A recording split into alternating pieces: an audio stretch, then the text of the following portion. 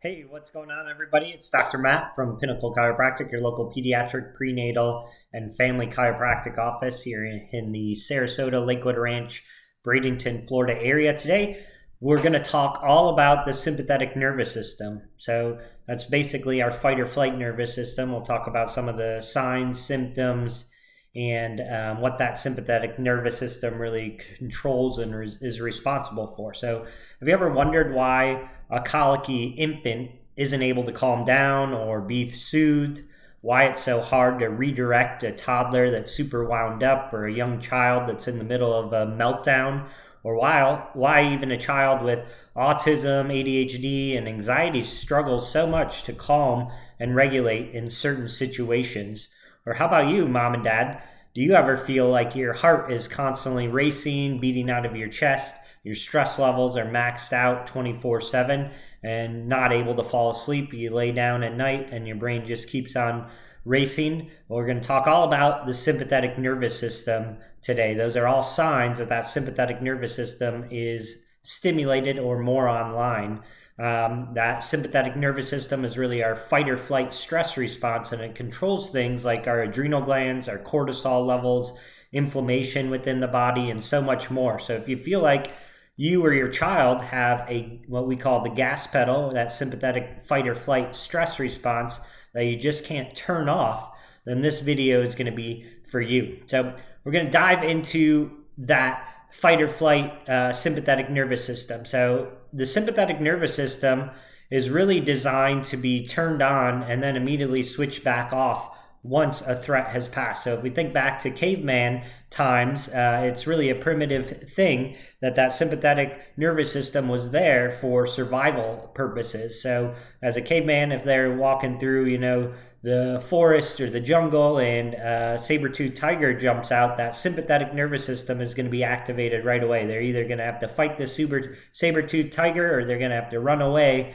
and try to get away from the saber-toothed tiger. So that's what that sympathetic nervous system from a primitive standpoint is designed for. Once that saber-toothed tiger is gone, then the body and that nervous system can come out of that fight or flight state, or that sympathetic nervous system. So that sympathetic nervous system was really designed for short-term survival situations. And kids especially, and infants especially, are supposed to be spending the majority of their time in the opposite mode of our nervous system, which is really the parasympathetic mode. That's our growth and development mode, not spending the majority of their time in fight or flight in that stress mode of the nervous system. So one of the first signs that sympathetic nervous system is stuck on in children are things like colic and difficulty sleeping in infants, which then we often see progresses to things like constipation, tantrums and meltdowns, behavioral issues, sensory challenges, and so forth.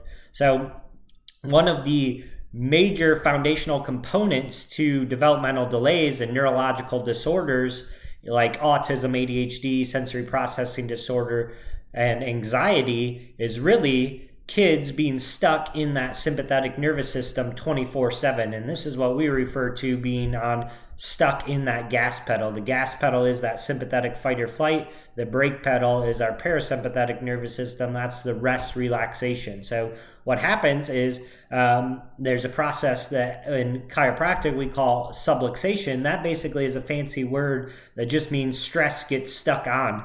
And then that leads to really dysautonomia within the nervous system, which is basically that autonomic and central nervous system becomes out of balance, with the first response being way too much, being into that sympathetic overdrive or that fight or flight mode, being stuck on. So we actually have scans in our office that can measure this. So we have 3 different scans that measure the nervous system in our office, specifically that autonomic nervous system, the sympathetic versus the parasympathetic. It measures for inflammation, which a lot of inflammation in the nervous system, once again, is a sign that the body is more in that sympathetic fight or flight mode.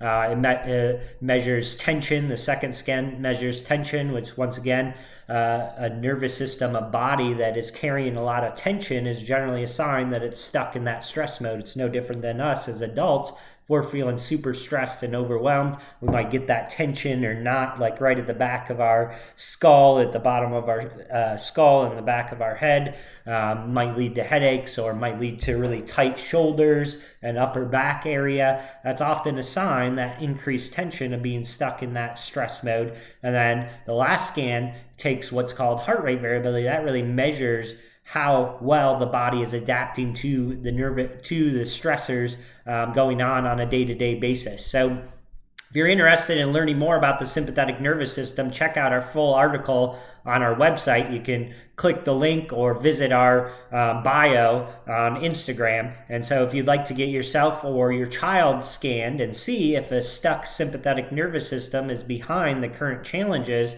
that you or your child are experiencing, and you're just looking for answers out there, maybe you're looking for more natural, holistic answers, then give us a call, send us a direct message on Instagram, go online, and you can schedule or request a new patient appointment. So really hope you guys enjoyed this video and all about the sympathetic nervous system. This is what we do in our office as pediatric chiropractors. We look at that nervous system, the brain, because it's the foundation. It's what controls every single function of our body. So as always, guys, I'm Dr. Matt. We'll see you guys on the next video. Thanks for watching.